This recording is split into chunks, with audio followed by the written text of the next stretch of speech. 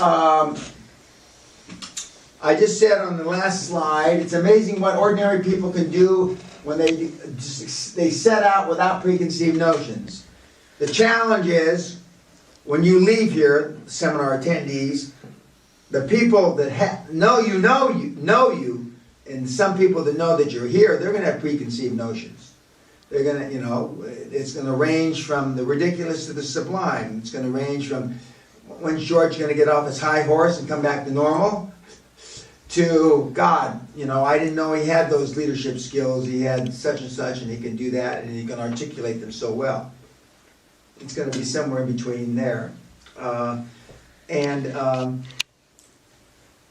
It will not be, it'll be easy, but it won't be easy to deal with the onslaught of potential ridicule that you'll take, because you're going to take a different approach to success than you had one that you've used heretofore. That's okay. And that's why we have the weekly reports. That's why we have the new strengthened weekly reports. And that's why we have the monthly video conference calls. And that's why you'll also have access to me by email. And you also have access to me by phone call or Skype or whatever. If you make an appointment with Thelma, or if I'm here with Kim to talk to me in between the weekly reports or in between the monthly video conference calls. That's what the whole year-long mentor program is for. And the reason that I instituted it in 2010, as I put down in the newsletter, put in the newsletters in recent weeks, is that you need more reinforcement. While everything I teach pretty much is in the book, and everything I teach used to be sold in product that I sold, but now I don't sell it anymore. You can get it on torrent for free. You still need reinforcement. And that reinforcement is now via a year-long mentor program where you report to me weekly. You also will interface, and I'm not suggesting that you network, because this isn't a net fuck deal where you swap spit and shit like that. That's not the point. But from time to time, people within the group do talk to each other. And that's fine. I'm not saying you can't talk to each other. And I know that people that have been to a number of seminars have known other groups, have other universes, because you've been here a few times. You know other people that have been here before in the same group or the same batch, as they say, as you. And that's great. So you share information. But what it's not for is for you to console one another. Wasn't Dan fucking mean to me? Did you hear how he treated me on the video conference call? Did you hear how he called me a worthless cunt? That's not what it's fucking for.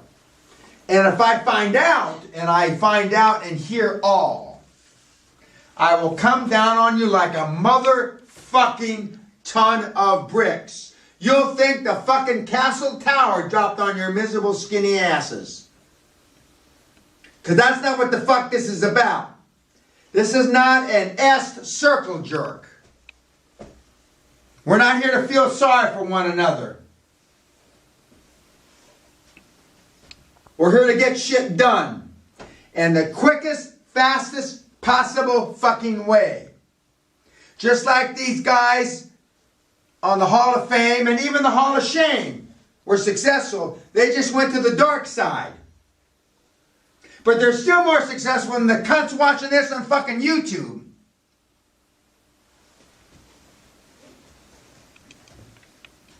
So just remember, you're here to use each other as a resource, but not as a crying board. And I'll give you plenty of reason to cry. And if I'm real lucky, like always, I'll make some of you cry on the fucking video call. I'm looking over at the female because they're normally the first to cry. But I know she thinks she's a tough bitch, so we'll see how tough she is as the weeks... In fact, we're going to see how tough you are tonight, aren't we?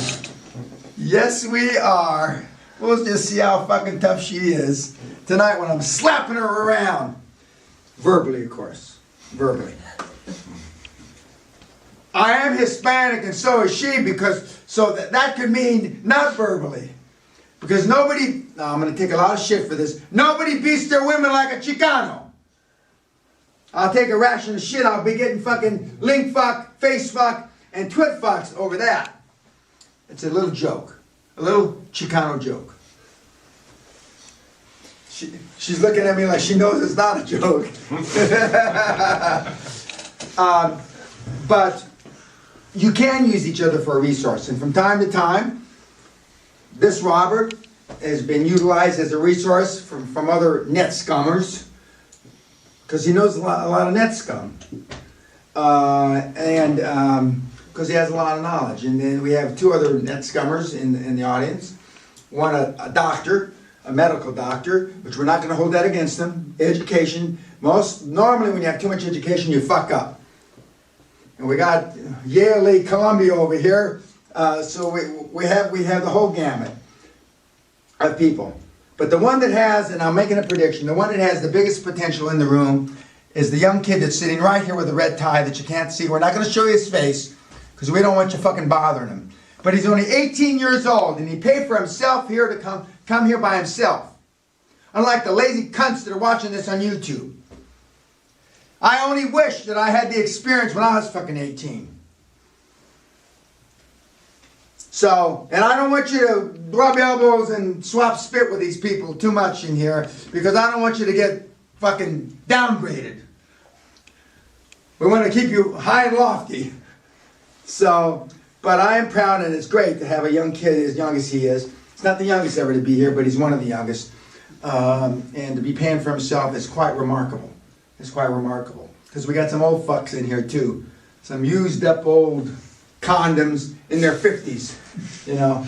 And I'm not going to say that about the condom because I don't want to start, I don't want to get, okay. But are there any questions you'd like to share with these poor fuckers on YouTube?